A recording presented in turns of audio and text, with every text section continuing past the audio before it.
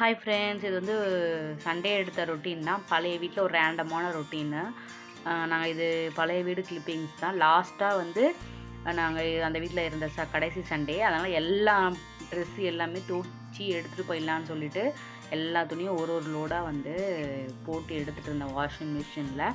Next பார்த்திங்கன்னா side by side வந்து சரி கையில் வந்து போட்ட வளையல் அப்படியே இருந்தது, அந்த ஆடிப்புறம் அன்னைக்கு போட்ட வளையல். ஸோ அதெல்லாம் எடுத்து வைக்கலான்னு சொல்லிட்டு டோட்டாக வேலை செய்யும்போது உடஞ்சிரும். ஸோ அதனால் இதெல்லாம் கழட்டி நான் அதெல்லாம் இந்த பாக்ஸ் வந்து பார்த்திங்கன்னா நான் மீஷோவில் தான் வாங்கியிருந்தேன். சூப்பராக எனக்கு ஹெல்ப்ஃபுல்லாக இருக்குது. எவ்வளோ வளையல் செட்டு வச்சுருக்கேன் பாருங்கள் பார்த்துங்க. நான் எப்போயுமே வந்து ஒரு டப்பாக்குள்ளே நூல் சுற்றி வச்சுருப்பேன். இப்போ தான் வந்து இந்த மாதிரி பாக்ஸ் வாங்கி அரேஞ்ச் பண்ணேன். ஒரு வருஷத்துக்கு மேலே இருக்கும் இந்த பாக்ஸ் வாங்கி. நல்லா எனக்கு யூஸ்ஃபுல்லாக இருக்குது. நிறைய பேங்கிள்ஸ் வந்து என்னால் விசிபிளாக எடுத்து போட்டுக்க முடியுது. திருப்பி எடுத்து வைக்கிறதுக்கும் ரொம்ப கன்வீனியண்ட்டாக இருக்குது. ஸோ அதுக்கப்புறம் பார்த்திங்கன்னா சைட் பை சைடு அன்றைக்கி நான் தான் சமையல் பண்ணியிருந்தேன். எப்போவுமே வந்து நான்வெஜ் எப்போவுமே அம்மா தான் சமைப்பாங்க. நான் சரி ஓகே ஒரு சேஞ்சுக்கு நம்ம சமைக்கலாமேன்னு சொல்லிவிட்டு அன்றைக்கி சமையல் பண்ணியிருந்தேன். அது வந்து பார்த்திங்கன்னா ஈஸியாக என்னோடய ஸ்டைலில் வந்து சிக்கன் வறுவல் பண்ணுவேன். நான் எப்போயுமே என்ன பார்த்திங்கன்னா இது வந்து மிளகாக்கிளி சாம்பார் வச்சுட்டு இந்த வறுவல் பண்ணோன்னா எங்கள் வீட்டில் ஃபுல் தட்டு காலி. ஸோ அதனால் வந்து இந்த சிக்கன் வந்து எப்படி பண்ணணும்னு பார்த்தீங்கன்னா, ஃபர்ஸ்ட் எண்ணெய் ஊற்றி அதில் வந்து சோம்பு லைட்டாக போட்டுக்கோங்க.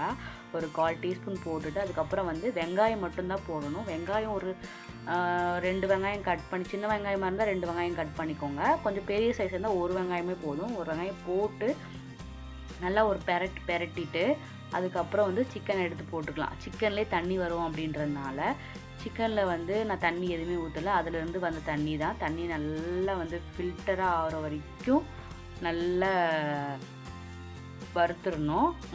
இப்போது லைட்டாக ட்ரையாக இருந்தது பார்த்திங்களா, அந்த நேரத்தில் வந்து மிளகாத்தூள், உப்பு, மஞ்சத்தூள் 3 போட்டு நல்லா வந்து அதை கிளறி விட்டுட்டு தண்ணி ஃபுல்லாக வத்துற வரைக்கும் எண்ணெய் இந்த மாதிரி பிரிஞ்சு வரும். அந்த டைம் வரைக்கும் நீங்கள் நல்லா வறுத்து விட்டுட்டே இருந்தீங்கன்னா, கிளறி விட்டுட்டே இருந்தீங்கன்னா சூப்பராக உங்களுக்கு ஈஸி சிக்கன் வறுவல் ரெடி. அதுக்கப்புறம் பார்த்திங்கன்னா சிக்கன் செஞ்சு முடிச்சுட்டு சாப்பிட்றதுக்கு முன்னாடி எல்லா சாமானையும் வந்து விலக்கி வச்சுட்டு சாப்பிட்டோம்னா வெறும் தட்டு தான் இருக்கும். அதை அவங்க தட்டை கழுவிடுவாங்க. ஸோ அதனால் நான் எல்லாத்தையும் க்ளீன் பண்ணி முடிச்சுட்டு குளிச்சுட்டு வந்து சாப்பிட்றதுக்கு ரெடியாக இருந்தது சாப்பாடு. சூப்பராக இருந்தது ஃப்ரெண்ட்ஸ். காம்பினேஷன் நீங்கள் ட்ரை பண்ணி பாருங்கள்.